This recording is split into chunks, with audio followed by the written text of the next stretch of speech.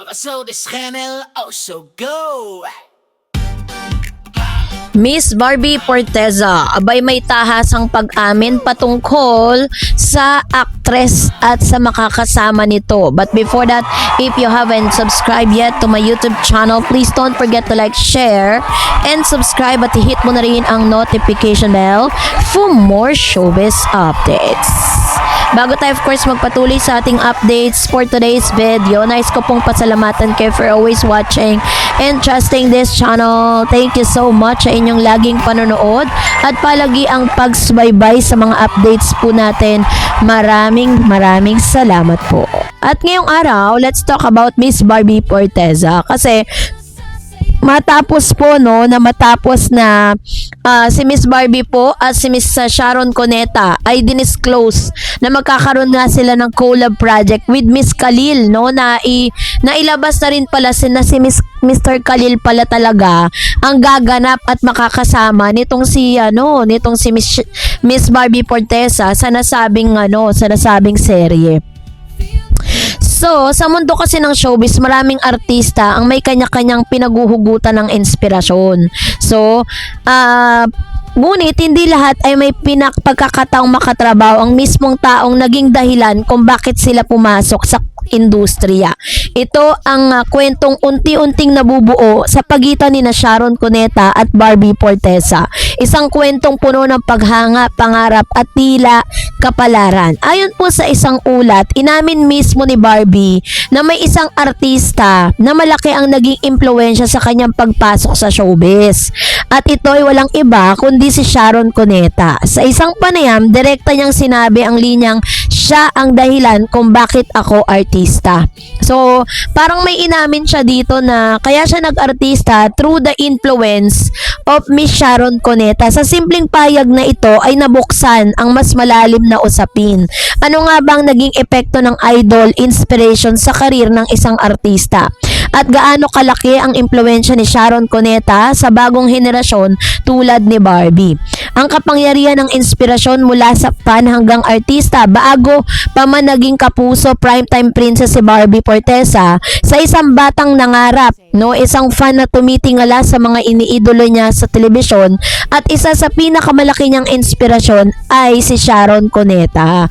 Hindi ito nakakagulat kasi nga si Sharon ay isa sa pinaka-iconic na artista sa Pilipinas, na isang megastar na nakilala sa kanyang husay sa pag-arte. Kahit naman talaga sino, 'di ba? Parang ang kwento dito is naging pinush ni Miss Barbie Forteza na maging isang artista, at isa sa mga tinitingala niya noon ay walang iba kundi ang megastar Sharon Cuneta.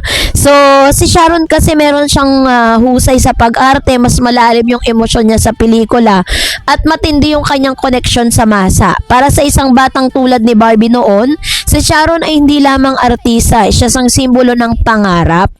No, sa Barbie din, sino naman si Barbie bago ang tagumpay? Si Barbie naman ay nagsimula sa murang edad sa industriya at unti-unting umangat hanggang maging isa sa pinakarespetadong aktres sa kanyang henerasyon.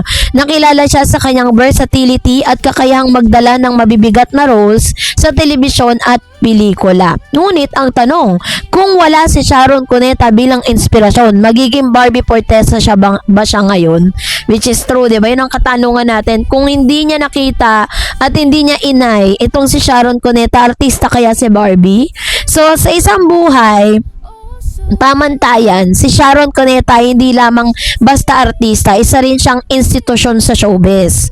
Sa loob ng maraming dekada, napatunayan niya ang kanyang husay sa drama, musika, telebisyon at hosting.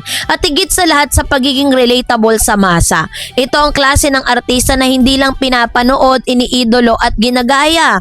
Ang full circle kasi moment na pangarap ay natupad, mas lalong naging makabuluhan ng kwento nang lumabas ang balita na posibleng magsama sa isang project si Sharon at si Barbie Forteza. Sa isang hiwalay na ulat, nabanggit na magkakaroon sila ng collaboration series sa isang bagay na may tuturing na dream come true para kay Barbie. Sipin natin mula sa pagiging fan hanggang sa pagiging co-star.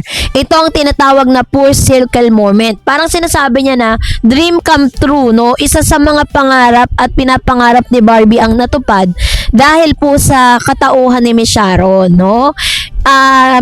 timing ba ito o strategic move lang? Ngunit bilang isang critical na pagsusuri, hindi pwedeng puro emosyon lang ang tinitignan. May mga tanong na kailangang harapin. Bakit ngayon lang lumabas ang ganitong revelasyon? Coincidence ba na lumabas ito kasabay ng kanilang proyekto o bahagi ito ng promotional strategy?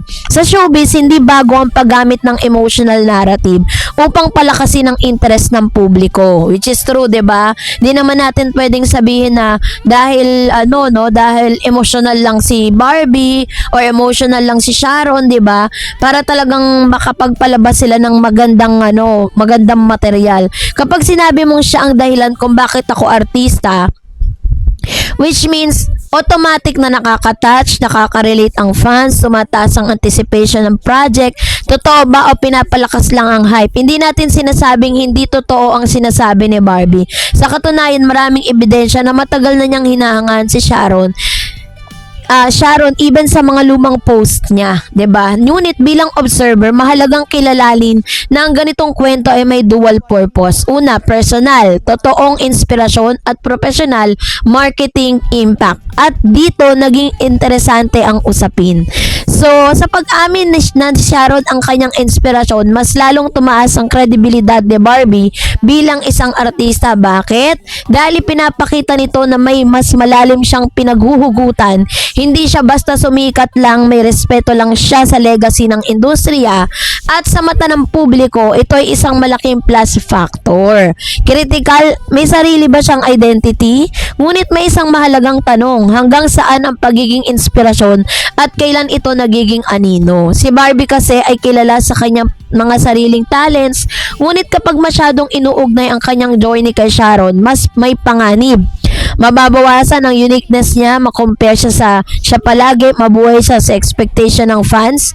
At sa showbiz, delikado ang ganitong sitwasyon. Kasi parang kapag po kasi may inaay kang artista, there are tendency na magagaya mo na lahat. Hindi ka na magkakaroon ng originality. No? At sa showbiz, hinasabing ang medyo delicate yun, 'di ba?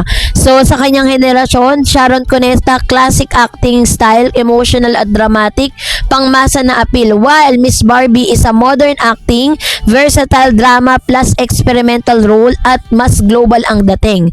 Sa madaling salita, kahit may inspirasyon at magkaiba pa rin sila ng era at estilo, ay talagang masasabi mo na naging isa rin, no? Isa rin sa naging plus factor din talaga na si Barbie ngayon pinagbubuti niya lahat kasi alam niya na yung kanyang iniidolo ay sobra-sobra yung narating, sobra yung naipakita sa publiko. So sa aking pangananaw, ang ganitong klase ng inspirasyon ay parehong blessing at burden. No? Parang yun nga nagkakaroon ng kapag po kasi ikaw ay talagang humanga sa isang artista at yun po ay dinisclose mo sa publiko.